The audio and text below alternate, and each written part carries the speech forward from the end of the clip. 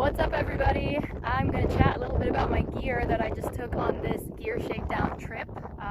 Colorado River Packraft, Kokopelli trail bike pack. And Rob and I are doing a little shakedown for our Himalayan journey. So here we go here. I am riding a Fatback Corvus bicycle, 14-inch frame, extra small, and running a Lauf Carbonara fork on there.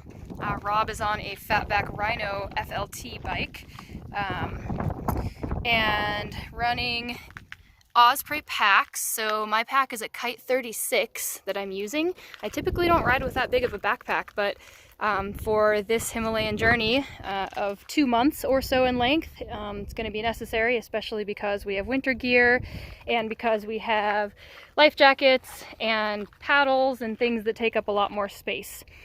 Speaking of paddles, we are using Lendal paddles. They have ultralight carbon paddles that have a bent shaft right here, which is better for your thumbs and wrists.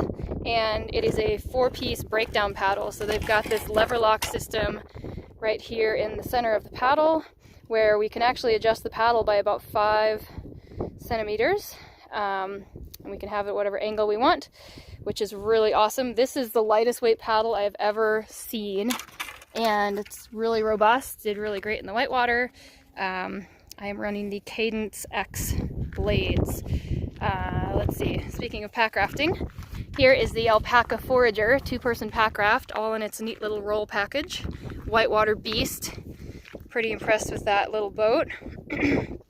Alright, what's next here? I've got on my cockpit my my wonky little handlebar bag right now. It's definitely took a beating. I am running a Revel 8 Designs handlebar strap system, I guess, handlebar harness, and I'm just running an NRS dry bag on the front here, 10 liters, and then this is a Seal Line dry bag. It's really actually like a waist pack for kayaking, but I rig it up for bike packing. This is my pee rag.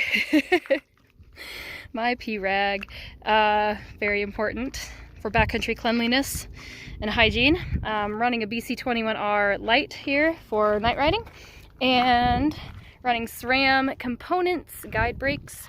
Let's see what else is here. I have my frame bag here, and my 2 handlebar bags are actually, I had them custom made, my friend Brendan and I, for our very first expedition we did in Guatemala in 2015.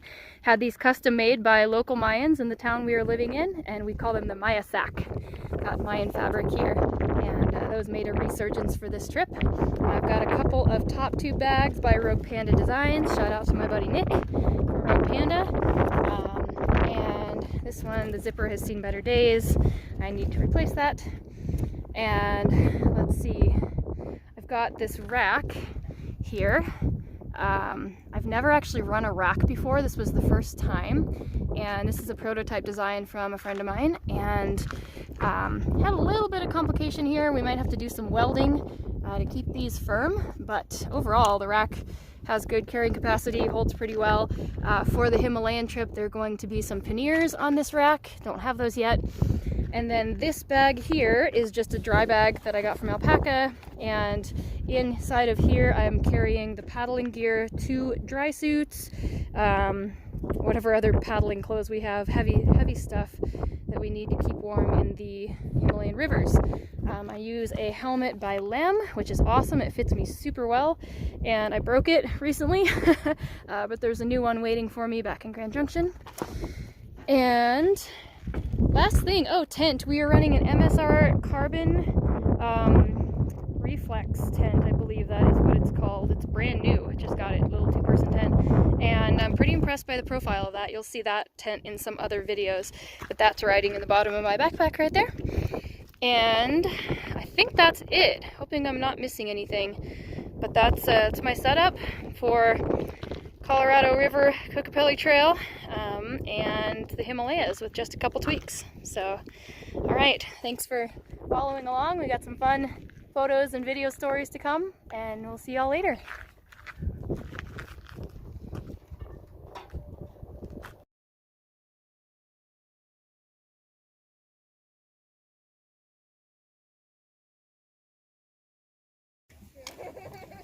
Alright, we have finished our Ruby Horse Thief Westwater run. I want to take a video of how we set this up here.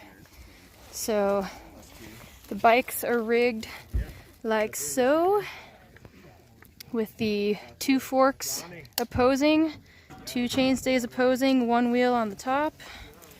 We got the corners all cinched down, and then 1 strap going all the way over the top.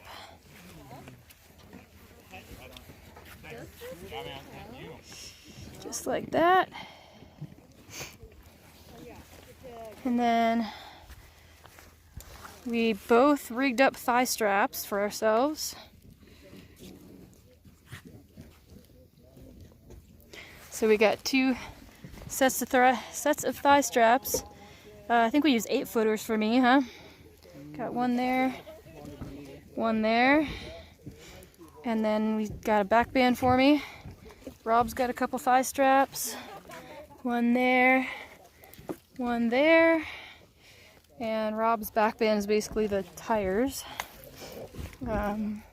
3 connection points. We could have used a 4th, but we ran out of straps for that. And the racks nestled into the back of the tire, out of the way. Pretty good. There's that last thigh strap. And there we go.